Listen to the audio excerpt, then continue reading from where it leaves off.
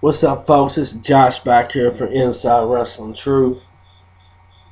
Tonight's video is going to be part 2 of my questions and answers video.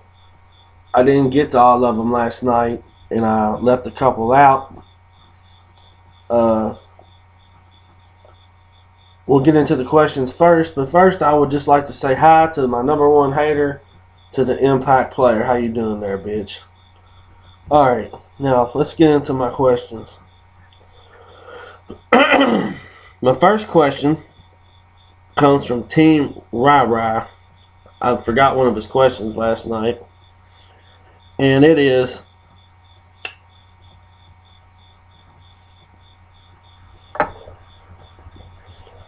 have you ever been to any WWE pay-per-views or any TNA shows?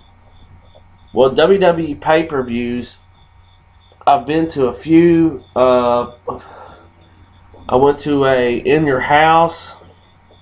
Actually, I've been to 2 In Your Houses in Louisville Gardens. The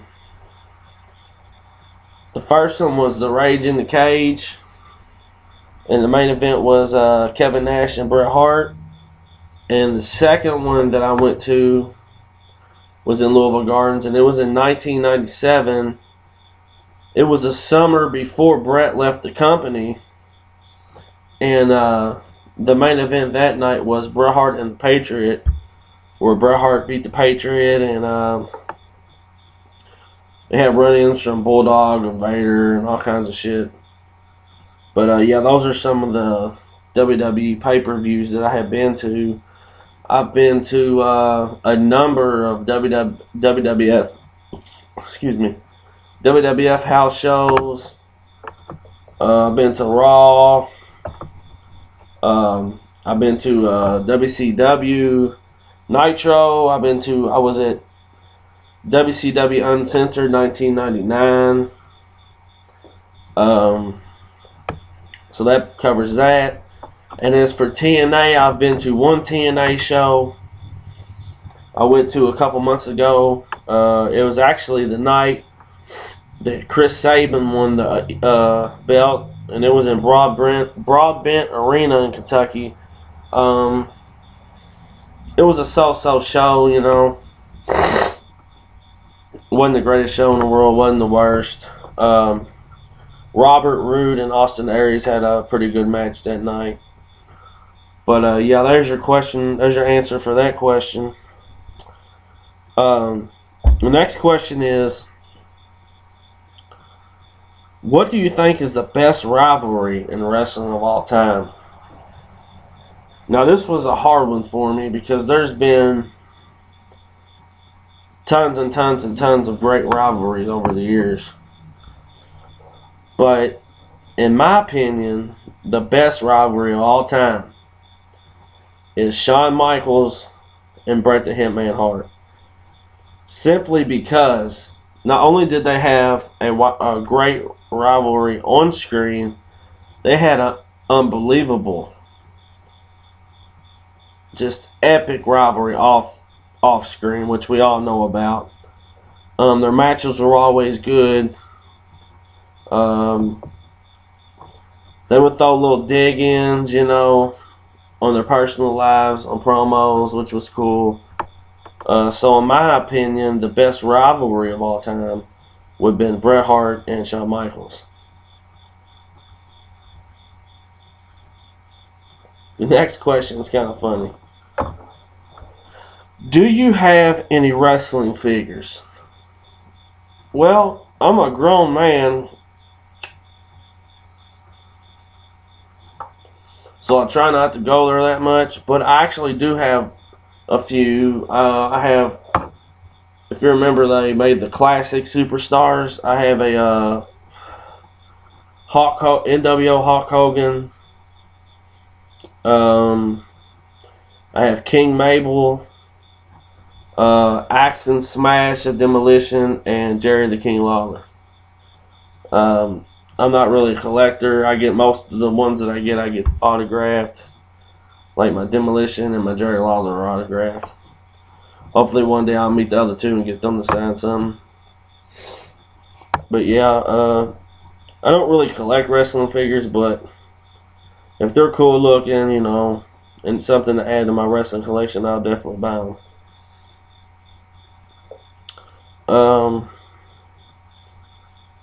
What legends are you gonna meet next? I really don't know. I know next March I'll be going to the Heroes and Legends 3. I'm really not sure. I'm really not sure who I'll go see next. I've seen a ton this year. I know in November X-Pac will be in town. December McFoley will be in town, so hopefully I'll meet them maybe. But I'll let you know as soon as that happens. Trust me. Next question. How do you get to interview the indie guys? Well, it's real simple. My family is in the business. So I get to go in the locker rooms. I get the guys to come over to my house. I interview them there sometimes. Interview them there in the locker room sometimes. But that's really how I got into it. It's something that I always wanted to do. I always actually wanted to interview like top stars, but they charge so much that it's just ridiculous, to actually sit down and interview one of them guys. So I stick to the indies guys. The indies guys have a lot of great stories. Most of the indie guys that I interview have worked with some of the guys in the WWE, like Dean Ambrose, Daniel Bryan, CM Punk, AJ Styles, Samoa Joe, and Axel Rotten. I mean, Tracy Smothers. There's a number of guys that these indie guys have worked with. I could go on and on, but those are just a few off the top of my head. Next question. What's your thoughts on Jeff Hardy? Well, my thoughts on Jeff Hardy is I think he's an unbelievable worker. I love his ladder matches, hardcore matches. I love his style of wrestling. I know he has a drug problem. That's what I heard. It's really none of my business. But I think Jeff Hardy has a lot of potential in this business. He's won a lot of titles. I have nothing but respect for Jeff Hardy. I just wish sometimes he could clean his act up a little bit. And if he did that, I think he could be one of the best in the business. But I definitely like Jeff Hardy. My next question. What do you think about Jim Cornette, Paul Heyman, and Dutch Mantel? Well, first off, let's start with Paul Heyman. I think Paul Heyman is by far one of the most creative masterminds of wrestling. He has made so many stars that weren't supposed to be anything in this business to be top-notch wrestlers. I mean, I think Paul Heyman by far is the most creative guy in this business. Jim Cornette. I got a lot of respect from Jim Cornette. Me and him's from the same city. Jim Cornette don't take no shit. He might look like a big dork, but Jim Cornette don't take no shit. He speaks his mind. He's also an innovator in the wrestling business. A lot of people don't know this, but without Jim Cornette down at OVW, a lot of the guys that you see in the WWE today would never made it there. John Cena, Randy Orton, Batista, Shelton Benjamin, Brock Lesnar, all those guys were taught by Jim Cornette. And, Jim Cornette got fired for knocking out Santino Marella. Well, Santino Marella should be grateful, because if Jim Cornette didn't knock him out, the Boogeyman was going to. So I got a lot of respect for Jim Cornette. You won't ever hear me say a bad word about him. He don't hold nothing back. He shoots straight from the heart, how he feels, and you got to respect the man for that. Now the next guy, Dirty Dutch Mantel. Now Dutch Mantel, man, he's been around forever. He comes from Tennessee.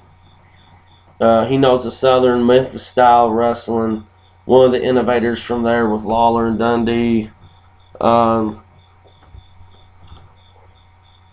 I liked what he was doing with Jack Swagger in the beginning, but now I think it's kind of watered down a little bit. But Dutch Mantel, definitely a creative mind in this business. He's probably forgot more about this business than most know. Definitely got a lot of respect for Dutch Mantel, and it would be an honor to meet him someday.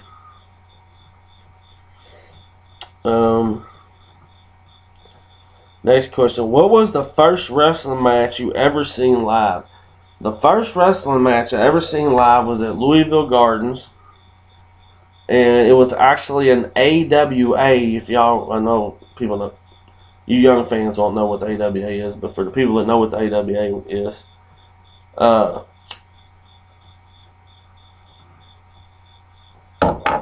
it was a tag team match. And it was Jerry Lawler and it was either Jimmy Valiant or Johnny Valiant versus Kerry Von Erich or Michael Hayes. That was the very first match that I ever seen live. It was something cool, something unbelievable, something I'll never forget.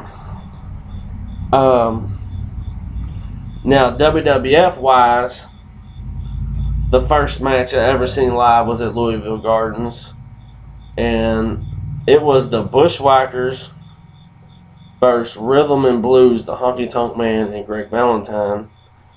That was the first WWF match I ever seen live, and the Honky Tonk Man actually took his guitar and split it over Luke of the Bushwhackers' head, and guitar pieces went flying everywhere, and Bushwhackers was twitching.